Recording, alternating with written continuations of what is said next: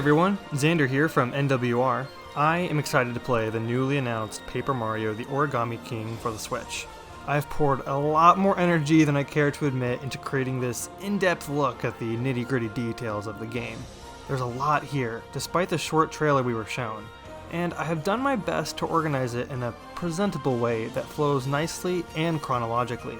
A quick disclaimer though, all of this information is from my own observations when comparing screenshots to footage, so it's entirely possible that some or all of what I say turns out wrong. That said, grab a snack and let's jump in. We start with Mario and Luigi driving to Toad Town after reading the princess's invitation to the Origami Festival, but the town seems to be deserted and in rough shape with large origami sculptures everywhere. For one reason or another, Mario goes to the castle alone, where he meets Origami Peach. Not sure what happened to Luigi, maybe he decided to stay out and watch his go-kart. Also, the drawbridge to the castle's up when they arrive, so getting in has yet to be discovered. It's also worth noting that the OOXXs seen on the invitation are in other games like the Thousand Year Doors chapter with Flavio and Keal Key. They use these to signify the date and time rather than hugs and kisses. Also, there is a large regal building behind Luigi on the right that may be a museum much akin to the card or sticker museums from Sticker Star and Color Splash respectively. We can also see it later in the trailer from a bird's eye view. This may be a location for showing off collectibles, maybe papier-mâché masks, items, music tracks, looking at concept art, or maybe it acts as a model viewer. It is also possible it houses something else that I will get to in a moment, so keep this place in the back of your mind for now. While we're looking at Toad Town, it doesn't seem to be based on Toad Town from Paper Mario on the Nintendo 64. In fact, I'm just realizing that we haven't been back to Toad Town since that game. All of the other Paper Mario titles were in different locations: Rogueport, Flipside, Decalburg, and Prisma Island. The castle now has a monstrous wall and moat around it with a drawbridge. It's kind of weird that there isn't much protection for Toad Town. We can see that there are a lot of origami sculptures all around the town, holes in the ground from where papier-mâché Goombas have feasted, and some of the areas in the town are blocked off from the sculptures and the holes in the ground. This means those holes are probably going to be able to be interacted with, but more on that later. There are 12 buildings in the town, most of which aren't identifiable, but we can label a few of these for the time being.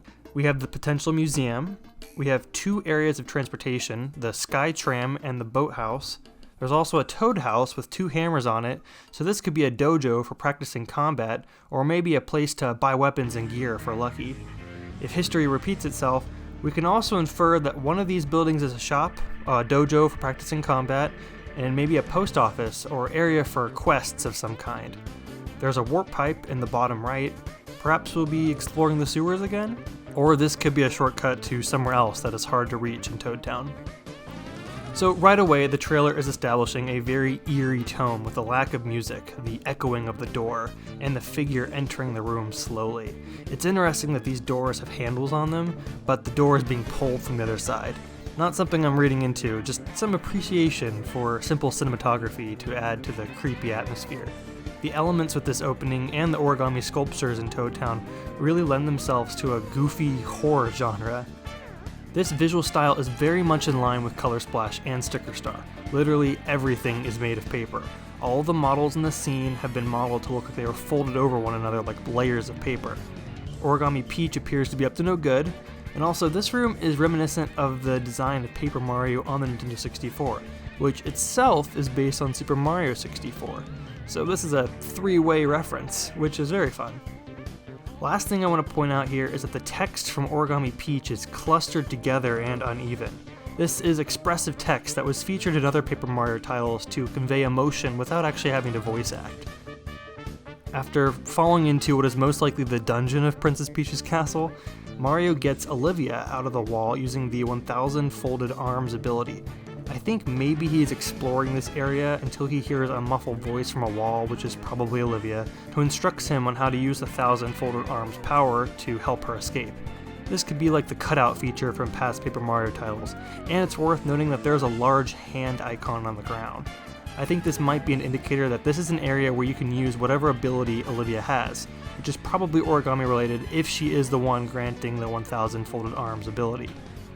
A hand is a good signifier that you'll be folding something, and the sprite-like characters from the past have all had powers that were in line with the game's theme. Kirsty had the sticker powers, Huey helped with painting, etc.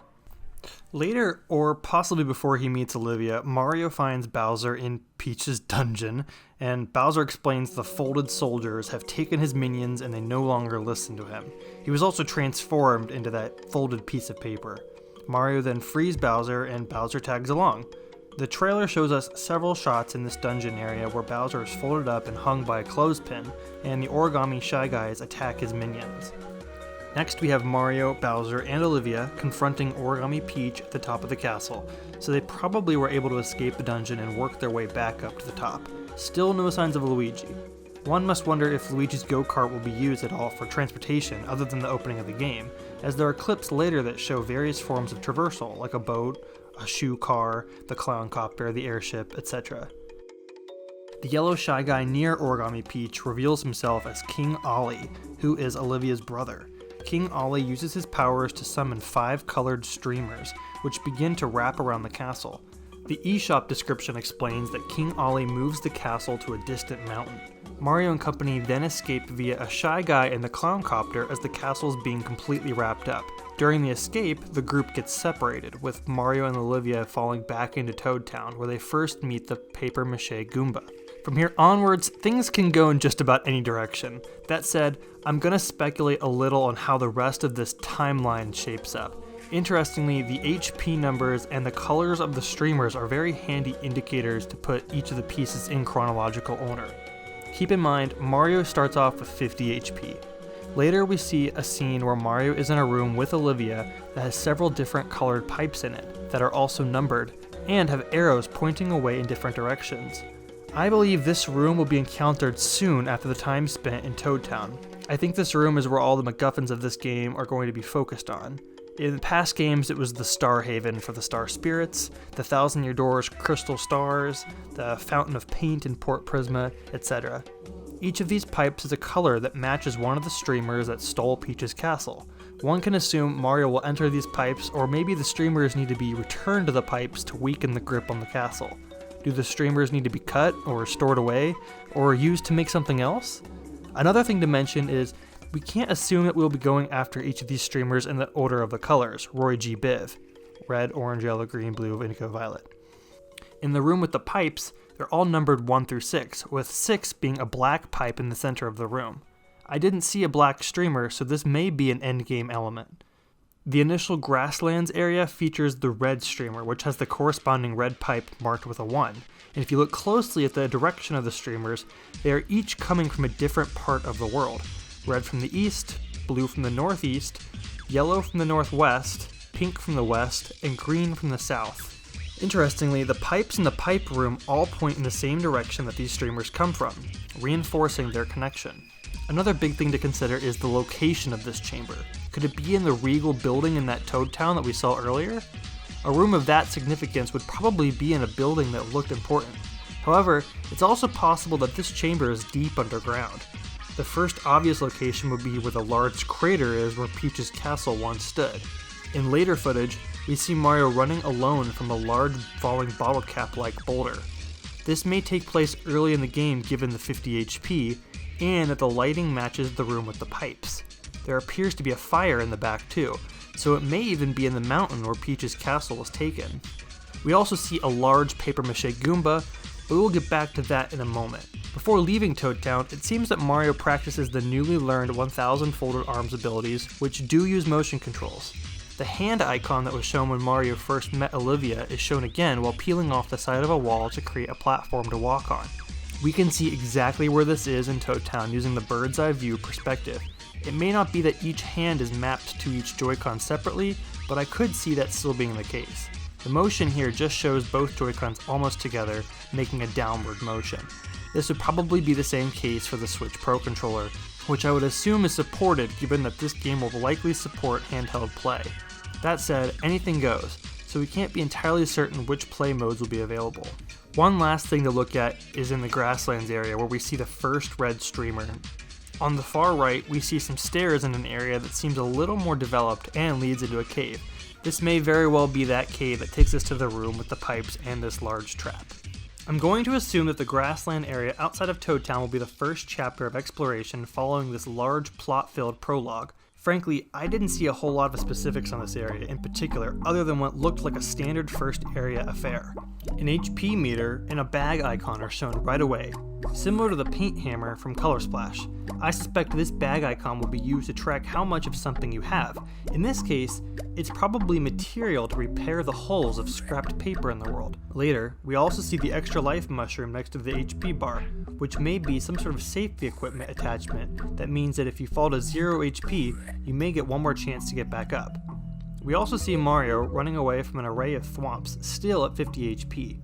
We also see Mario and Olivia talking with a group of Goombas in a location that looks similar to a previous shot where we still see Mario at 50 HP. The Goombas appear as if they are about to join the party, which makes me think we actually will be receiving aid from Goombas before the featured Bob-omb. In this particular scene, we see a bunch of Goombas with lots of scraps around them. If you remember earlier, we saw a large papier-mâché Goomba eating a house in Toad Town with scraps of paper on its face. I think that papier-mâché Goomba was created from all of those paper Goombas. I have seen some folks confusing papier-mâché and origami. To quickly set the record straight, origami is artwork that consists of folding paper to create sculptures, whereas papier-mâché is taking strips of paper and using an adhesive like glue or starch to attach them to a wireframe and create a sculpture. So it would make sense that beating the papier-mâché Goomba would free all the paper Goombas that were used to construct it. And the reason that papier-mâché Goomba was eating the house and the ground? Maybe to get more strips of paper for itself. Having Bowser's minions join the party means that they are probably joining in order to get back to Bowser, where Mario and Olivia are also probably headed, whilst also dealing with the streamers that have Peach's castle. Mario and Olivia ride the Sky Tram at some point, and take it to a forest that looks like it's in the autumn season. But it may be broken at the start of the game given the state of Toad Town, and also, they may not meet the featured Bob-omb until the second chapter, as that Bob-omb only starts showing up during segments with the autumn forest. We see the blue streamer coming from a red mountain that could indicate an autumn forest. Like the Goombas, the Bob-omb will probably join you as you try to reconnect with Bowser, although the Bob-omb is not with Mario and Olivia in the room with all the pipes. It is plausible that they will visit the room before meeting the Bob-omb. With this comes a few questions. Are we only getting one Goomba and Bob-omb to join the party? We saw a lot of Goombas earlier. It may be that they all join and will assist in combat, but only one will follow around and have dialogue. This may be the case for the Bob-omb as well. In another Mario RPG title, Mario & Luigi Bowser's Inside Story, which was developed by the now-defunct Alpha Dream, Bowser was a playable character who would recruit minions to complete the battles for him in combat. This may be a similar situation. We see the Bob-omb with Mario and Olivia in the Autumn Forest several times. Once, in a still of them relaxing on a bench. There's another example of the world having been eaten away here. The other is when they are all riding in a boat down the river. Mario is throwing confetti while also collecting coins. There's also a life bar for the boat with 5 hearts, so you may only be able to take 5 hits from obstacles. Mario is throwing the confetti at the blue streamer in the sky. Maybe throwing confetti on the ribbons is what weakens them? In the pipe room from earlier, the blue pipe has a 2 on it, which may indicate that this autumn forest is the second chapter of the game, and Bob-omb may have been recruited near the end of the first chapter. Also, Mario now has 70 HP, a slight increase from the start. Bob-omb may also be hiding in the scene where Mario is traversing through the wheat field but is too small to be seen through the grass. Very deceptive. But the red paper grass and leaves indicate that this area is connected to the area with the boat going down the river, and where they were enjoying a break on a bench. And you see it in the Japanese trailer. There you go.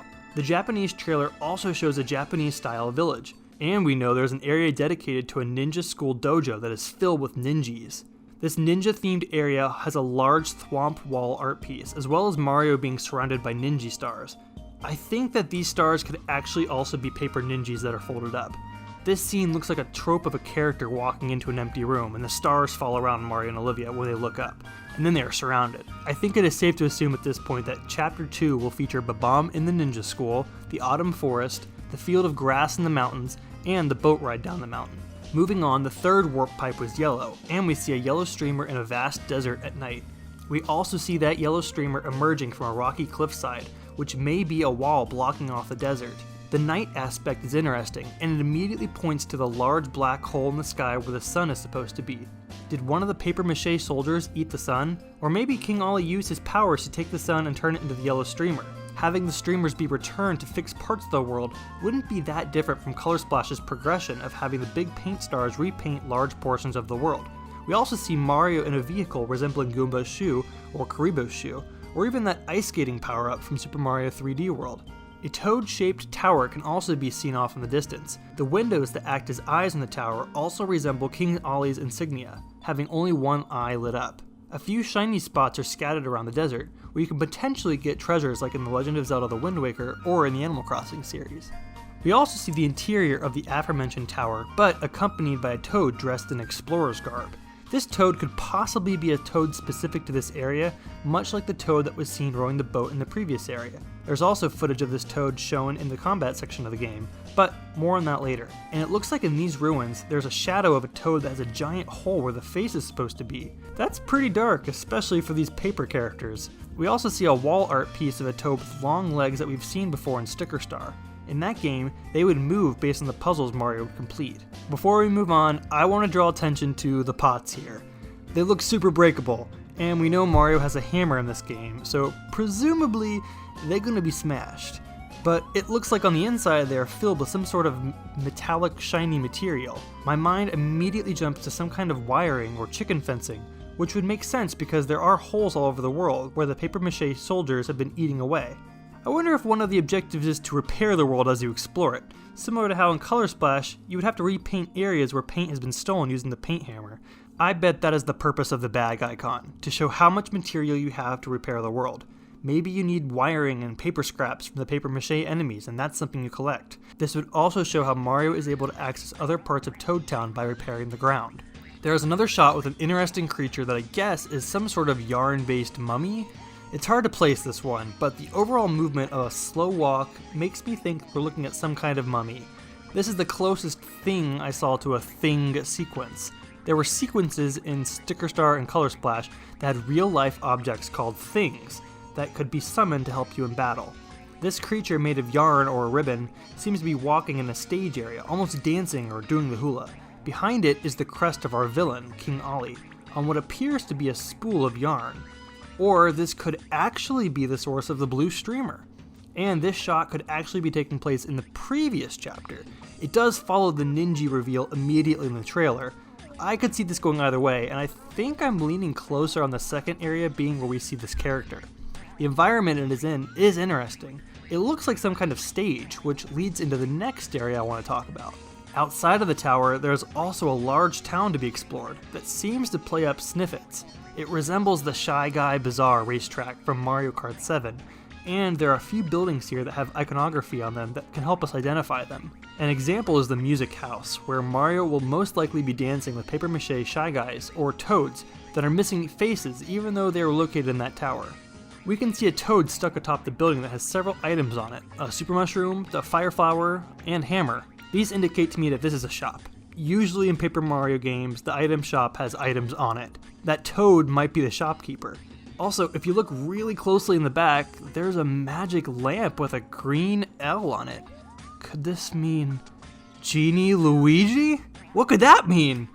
Will Genie Luigi grant us 3 wishes? We can only hope. We know from past games that Sniffits are usually the characters who host the game Sniff It or Whiff It.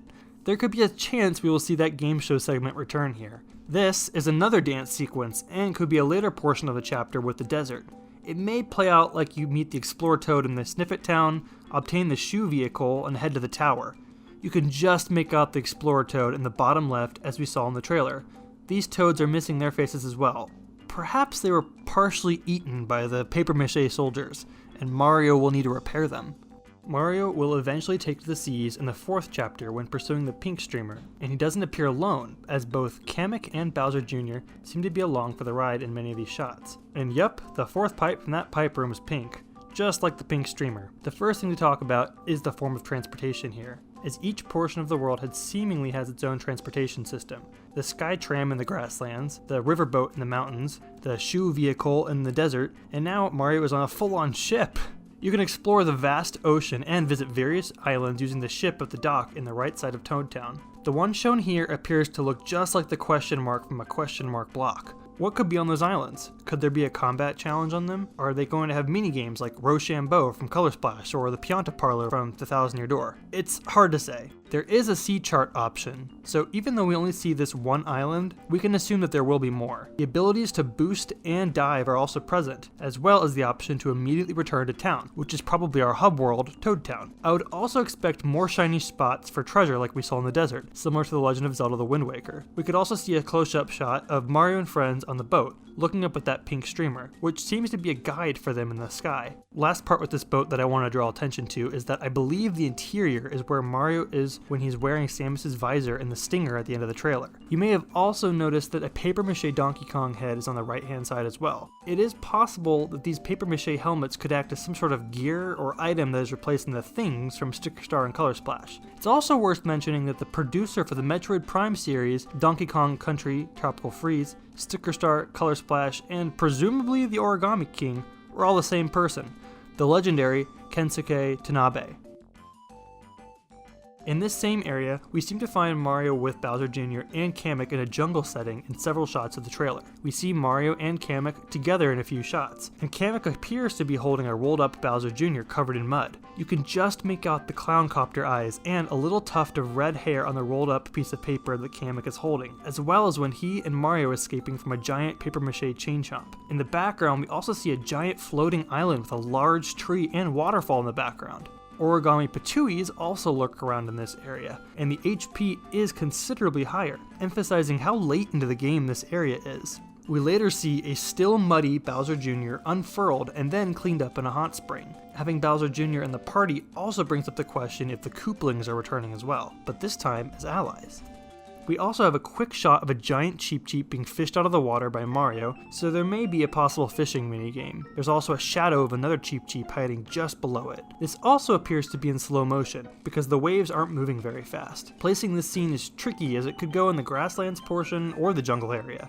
This next shot appears to be a different boat, with purple trimming, and is a lot larger. The Bob-omb is still here to help Mario, and the boss is Gooper Blooper in papier-mâché form. And we see 8 of its tentacles with King Ollie's insignia on them, one being on Gooper Blooper's eye. I'll talk more about this in the combat section. Okay, so at this point, the remaining shots are a little harder to place chronologically. There are several shots of Mario and his friends in the sky aboard Bowser's airship. We know they were separated at the beginning, and so some time must have passed for them to reunite. Bowser Jr., Kamek, and even Bowser are all visible in the ship as it is being rammed by a giant paper airplane that has King Ollie's design on it. Having all of these minions does imply it is very late into the game if what we have so far is true. There is also a sequence with paper airplanes that are folded up that are flying. These could be more of Bowser's minions, having been converted to origami, and the color scheme of them makes me think they could be something like a Dino Rhino. We also have a shot of an origami Spike coughing up our Bob-omb friend in what appears to be a ship of some kind to me. The way that door is designed with the bulky frame, the treasure chest, and the collage of Princess Peach's pictures makes me think this is Bowser's airship.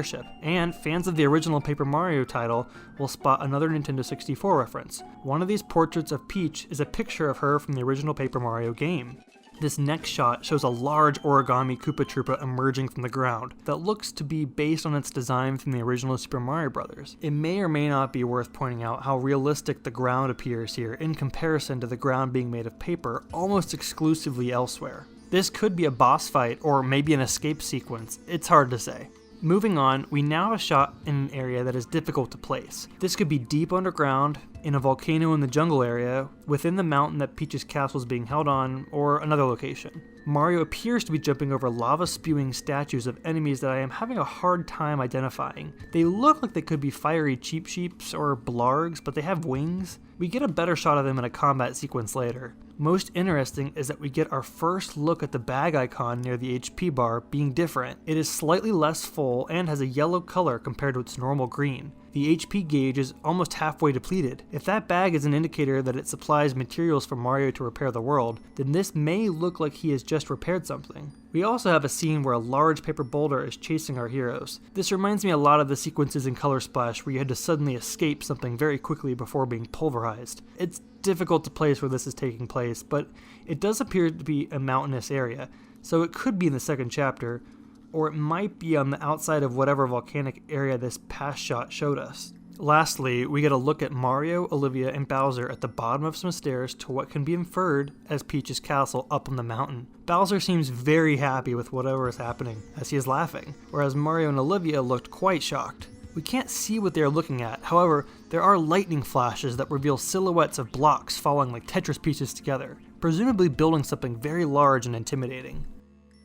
Okay, so for the most part, that concludes our look at the worlds shown. Now, I'm going to go ahead and shift gears and dissect the combat system. There will be some shots that show more of the areas that I covered earlier, and I'll point out anything in them that I think looks connected to something I mentioned earlier. Combat appears to have been tweaked. It looks like this time Mario will be in the center of a radial arena and be surrounded by enemies that are standing different distances from him. In the past, you've always fought enemies in a 2D plane, left to right, in a lineup sequence. Whereas here you're surrounded, and it looks like you have the ability to move the rings the enemies are standing on, but only a certain number of times, as indicated by the Ring Moves box.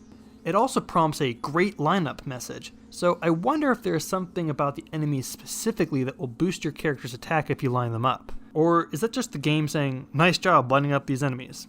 There might be enemy types that provide certain buffs depending on the lineup. Those angry symbols over their heads may count for that. Another huge element is that you are timed in the segments where you move the rings of the enemies, and you can buy time with your coins. The eShop description points out that there is a level of puzzling in this new combat system, so you may need to think quickly to achieve the most efficient lineup of enemies. This certainly is putting a stronger emphasis on our real-time, turn-based combat. Maybe some of the enemies will use attacks that will make you lose time or slow the rings down when rotating them. It looks like you have to be fairly quick with your decision making, but at the same time, having to figure out your optimal positioning with the rings may make the combat much slower, and the slow battle system was a big complaint of Color Splash. The audience has returned from the Thousand Year Door, even if it's just Toads. They may just be cheering Mario on. The return of the audience's ability to interact with Mario may also return. In the Thousand Year Door, the audience would rate your performance each term, and this would increase your star power, granting you the ability to unleash a special attack. They would often throw helpful and sometimes harmful objects at you too. The seating could also be leveled up too, which allowed for a bigger audience, which increased the interaction with them. There's a camera option that would allow for the player to rotate the camera, which presumably would mean you would have 360 degrees of an audience. If, like in the Thousand Year Door, the audience can throw items or attacks at you at random, you may have to keep the audience in mind at all times because they could attack you even if your point of view obscures them. There appear to be always 4 rings in the arena, and I wonder if the number of rings will increase as you progress through the game, or maybe as you level up the audience, if that feature returns from the Thousand Year Door. Do the colored tiles on the field indicate anything, or is that just an aesthetic choice? The combat is pushing the puzzle angle too, so there is a chance that it could contain obstacles, such as certain spots or holes that could prevent Mario from being able to reach an enemy in the back.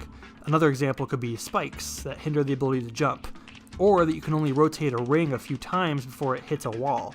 Maybe the floor will crumble or has electricity or poison on it, etc. The sky is the limit here. How would this even work in water? Perhaps bigger enemies like the Paper Mache Goomba will take up 2 rings. It's interesting to think about the possibilities here. The battle system has icons for Mario that indicate the option to run, a Toad that indicates the option to cheer, and Olivia, which indicates a hint option. The runaway option seems fairly standard. The support option may be for those traveling with Mario, whether they be a minion from Bowser that appear to be with Mario long term, or a revolving character like a Toad that is dressed up in the area that you find him in. Each of these characters may have some kind of ability to assist Mario in the combat section. Maybe the bomb will be planted like a real bomb on the field and will go off after a set number of turns, so you need to rotate it so it can reach the enemies that will be out of your way to hit. The hint icon is also fairly straightforward. It may act as a guide for trickier layout puzzles, and I wouldn't be surprised if it cost a pretty penny to use. One thing we can't be sure of is if action commands are returning. We do see Mario jumping in a sequence on Origami Goombas, however he could be auto-jumping. It would be incredibly shocking if action commands are removed. That has been a staple for nearly every game in the series. It's worth pointing out though that I didn't see confirmation. It gets more curious when we speculate on how this battle system will work with bosses. I expect a lot of big bosses with multiple attack points or weak spots that need to be hit in a single sequence, like turning off a robot of some kind. An example we see is the Gooper Blooper boss, which has 8 tentacles. Larger battles with those papier-mâché Shy Guys could be intense, like mini-boss fights that are even more puzzle-focused.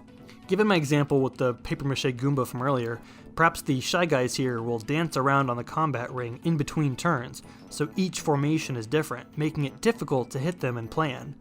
The Origami Boo fight set in the desert doesn't have a full crowd, so it's possible that the audience isn't always completely around Mario. It could be that we see Gooper Blooper outside of the circular arena, but the 8 tentacles are what are showing up in the ring. Doing damage to each of them will somehow cause damage to the boss. It already looks like maybe it got punched in the eye with King Ollie's insignia. Alternatively, if this is taking place in the ocean, then maybe the boat is what will be in the center of the ring area, and the battle is on a larger scale. Maybe Mario becomes papier-mâché himself, or wears one of those masks to fight Gooper Blooper. We see several instances of papier-mâché masks lying around, namely the Samus and Donkey Kong masks. Perhaps these act as defensive measures or special attacks. Does Mario utilize the 1000 folded arms ability at all in battle? We know the basics, but there's a lot of open-ended content with this revised battle system. I can say though, having spent a lot of time speculating on this, I've thought of and shared a handful of ideas that I could totally see them doing. My biggest takeaway from watching the reveal trailer was the emphasis on the narrative this time around, which was a big criticism of Sticker Star and Color Splash. The eShop description tells us that our 2 new characters, King Ollie and Olivia, are actually brother and sister and hail from the Origami Kingdom. Are we gonna go to the Origami Kingdom? King Ollie's plan is to bind Princess Peach's castle to a mountain using giant streamers that he controls, while planning to refold the world. Right off the bat, I have suspicions on where this will go. In a lot of adventurous fantasy stories, the namesake villain is often a character who has a redemption arc of some kind. With these 2 Origami characters being a brother-sister duo, I can't see King Ollie not going down the path of redemption in some kind of way. I think right now, it's more of a question of a motivation. This seems to be a narrative about taking over the world and making the new world like the old one. So perhaps something went down in the Origami Kingdom, and now King Ollie wants to make the Mushroom Kingdom like his home. This was essentially the plot of the Shroob's alien invasion in Mario & Luigi Partners in Time. Maybe King Ollie wasn't meant to have the throne and jealousy overtook him. Maybe King Ollie isn't the real namesake Origami King, but the title is instead referring to King Bowser, who has been transformed into folded paper and is being forced to ally with Mario. This would also lend credence to all the box art characters that are standing behind Mario on his side, being Bowser's minions. Whew! That wraps up everything I could squeeze out of what essentially was a 2.5-minute trailer, some screenshots, and an eShop description. Did I miss anything? And was I able to clear up any misconceptions or enlighten you to anything that may have been missed? Let me know down in the comments. I'll be there responding to folks, and I look forward to the discussion. And if you want more Paper Mario goodness, I have a reaction video posted to the channel watching the trailer for the first time, as well as a half-hour discussion with Neil Ronahan. Neil just posted his own video, where he returns to Color Splash and has some positive words to say about it. There's plenty of Paper Mario content to go around, and I look forward to getting to play this game soon. So, that is that. See ya in 2024 for the next analysis on Paper Mario Guts, Glitter, and Glory. Thank you.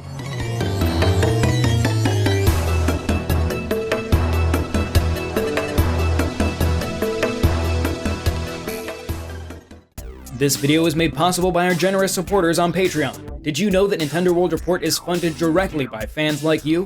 When you support Nintendo World Report on Patreon, you get immediate access to multiple exclusive podcasts every month, exclusive Discord channels, an early look at select content, and more, all for as little as $1 a month. Check out patreon.com/NWR for all the details.